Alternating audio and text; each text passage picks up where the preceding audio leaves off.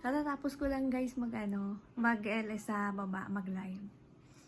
Pag-akyat ko, tulog na pala yung asawa ko kasi magti-10 na. Kaya pa siya nagtitext sa akin na umakyat na ako matulog na.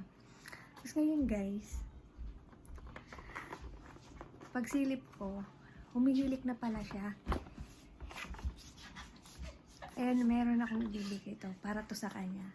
Ayan, sa mga nahihirapang matulog dahil sa hilik ng kanilang mga partner, ganito, ayan.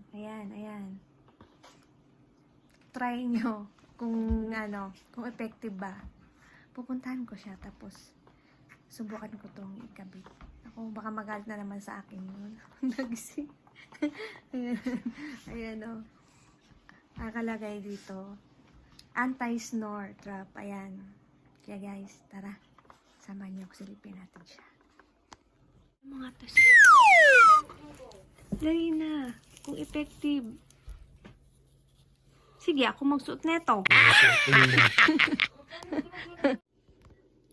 So yun guys.